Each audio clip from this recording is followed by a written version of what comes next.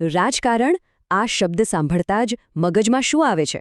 સત્તા, ખુરશી, દાવપેચ. આજે આપણે એક મજેદાર ગુજરાતી કોમેડી સ્કેચની મદદથી રાજકારણની અંદરની દુનિયામાં ડોક્યું કરવાના છીએ, જ્યાં હાસ્યની પાછળ છુપાયેલી છે દગાબાજી અને દાવપેચની એકદમ ગંભીર કહાણી. આખી વાર્તાનો સારાંશ બસ આ એક જ વાક્યમાં છે: આ તો રાજકારણ છે. મતલબ અહીં કોઈ સાચું ખોટું નથી હોતું, કોઈના કોઈ સિદ્ધાંત નથી હોતા, બસ જીતવું છે. તો ચલો આ ચશ્મા પહેરીને જ આખી રમતને જોઈએ અને સમજવાનો પ્રયત્ન કરીએ. તો વાર્તા શરૂ થાય છે એક સ્થાનિક ચૂંટણીના જંગથી, એક એવો યુદ્ધનો મેદાન જ્યાં દરેક દાવ મહત્વનો છે અને દરેક ચાલ પરિણામ નક્કી કરી શકે છે. તો જુઓ, મેદાનમાં બે મુખ્ય ખેલાડી છે. એક બાજુ છે હરિભાઈ, જે વર્ષોથી રાજ કરે છે, એકદમ સ્થાપિત નેતા, અને બીજી બાજુ છે ફુમતાજી, એક નવો ચહેરો પણ લોકો એમના દીવાના છે. ફુમતાજીની આ જ લોકપ્રિયતા હરિભાઈના ગળાનું હાડકું બની ગઈ છે. એમને બરાબર ખબર છે કે આ વખતે જીતવું સહેલું તો બિલકુલ નથી. હવે જ્યારે સીધી આંગળીએ ઘી ન નીકળે ત્યારે રાજકારણમાં શું થાય? આંગળી વાંકી કરવી પડે. હરિભાઈની ટીમને ખબર પડી ગઈ કે ફુમતાજીને આમ તો નહીં જ હરાવી શકાય, એટલે એમણે એક એવો પ્લાન બનાવ્યો જે આખી બાજી જ પલટી નાખે. અને એ પ્લાનની કિંમત કેટલી હતી? પૂરા 2 લાખ રૂપિયા. હવે આ ખાલી પૈસા નથી, સમજજો. આ એક રીતે તો આખી ચૂંટણી ખરીદવાનો પ્રયાસ છે, લોકોના મતની બોલી લગાવવાનો ખેલ છે. આ કોઈ સાદી લાંચ નથી. આ તો એક પૂરો માસ્ટર પ્લાન હતો. એના 4 સ્ટેપ હતા. પહેલું, ફુમતાજીને 2 લાખ રૂપિયાની લાલચ આપો. બીજું, એમના પર દબાણ બનાવીને એક વિડિયો રેકોર્ડ કરાવો. ત્રીજું, એ વિડિયોમાં એમના મોઢે જ બોલાવો કે હું મારી મરજીથી ફોર્મ પાછું ખેંચું છું અને હરિભાઈને ટેકો આપું છું. અને ચોથું, અને સૌથી ખતરનાક, એ વિડિયોને એટલો વાયરલ કરો કે ફુમતાજીના સપોર્ટર્સનો મોરલી તૂટી જાય. કેવો પરફેક્ટ પ્લાન, નહીં? પણ રાજકારણની રમત ક્યારેય સીધી હોતી નથી. જેવો એક દાવ રમાય એવો જ સામેથી બીજો દાવ તૈયાર હોય. અહીં પણ એવું જ થયું.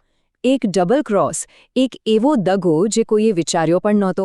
ચાલો જોઈએ કે આગળ શું થાય છે. શરૂઆતમાં તો બધું પ્લાન મુજબ જ થયું.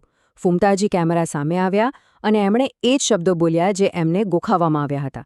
જાણે કે એમણે હાર માની લીધી હોય અને હરિભાઈને ટેકો આપી દીધો હોય.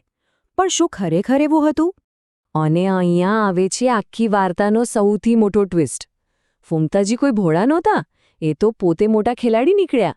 એમણે મનમાં બીજો જ પ્લાન બનાવ્યો હતો: પૈસા પણ લઈ લેવા અને પછી હરિભાઈને ચૂનો લગાવીને ભાગી જવું. મતલબ દગાબાજ સાથે દગાબાજી. પણ ફુમતાજી પોતાનો ખેલ રમે એ પહેલાં જ હરિભાઈનો દાવ ચાલી ગયો. પેલો વિડિયો એ તો જંગલની આગની જેમ આખા ગામમાં ફેલાઈ ગયો અને એની સૌથી પહેલી ઝાડ કોને લાગી? ફુમતાજીના પોતાના જ સમર્થકોને. જે લોકો ફુમતાજી માટે ઘરે ઘરે ફરીને વોટ માંગતા હતા, જેમણે એમને પોતાના હીરો માન્યા હતા, એ લોકો માટે તો આ બહુ મોટો ઝટકો હતો. એમનો વિશ્વાસ તૂટીને ચકનાચૂર થઈ ગયો. પ્રેમ હવે ગુસ્સામાં અને બદલાની ભાવનામાં ફેરવાઈ ગયો હતો. રાજકારણમાં એક ખોટો નિર્ણય કે એક દગો, એની કિંમત ઘણા લોકોએ ચૂકવવી પડે છે. આ એક વિશ્વાસઘાતને કારણે શું શું થયું, ચાલો એના પર એક નજર કરીએ. તો જુઓ, પરિણામ શું આવ્યું? ફુમતાજીનું જાહેરમાં આબરૂ ગઈ, જીવનું જોખમ એટલું કે સંતાઈને ભગવો પડ્યું. એમના જે સમર્થકો હતા એ જ હવે એમના દુશ્મન બની ગયા. અને આ બધાની વચ્ચે કોને ફાયદો થયો? હરિભાઈને. રસ્તો એકદમ સાફ. એક જ તીરે 2 શિકાર. હરીફ પણ ખતમ અને જીત પણ લગભગ પાક્કી. અને હવે આવે છે રાજકારણની સૌથી મોટી આયરની. જુઓ તો ખરા, જે હરિભાઈએ ફુમતાજીને પછાડવા આખું ષડયંત્ર રચ્યું, હવે એમને જ ફુમતાજીને બચાવવા પડે એવી સ્થિતિ આવી. કેમ?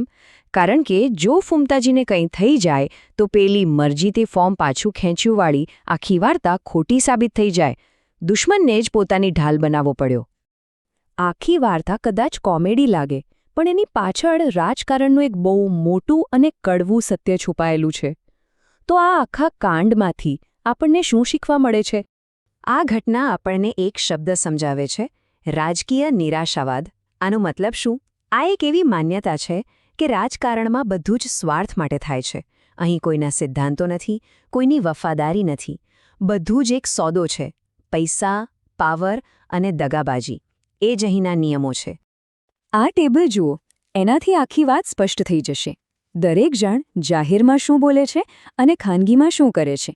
હરિભાઈની ટીમ જાહેરમાં એકતાની વાતો કરે છે, પણ પડદા પાછળ લાંચ અને દબાણનો ખેલ રમે છે. ફમતાજી જાહેરમાં સમર્થન જાહેર કરે છે, પણ મનમાં તો દગો આપવાનો પ્લાન છે.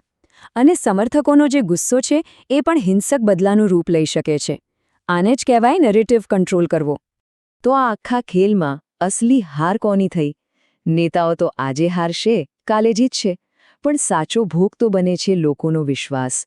જ્યારે જનતાનો પોતાના નેતાઓ પરથી જ ભરોસો ઉઠી જાય, એ લોકશાહી માટે સૌથી ખતરનાક બાબત છે.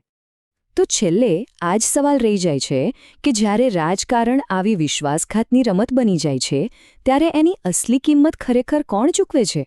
શું આપણી આસપાસ પણ આવું ક્યાંક નથી થતું? આ સવાલ પર વિચારવા જેવું છે, ખરું ને?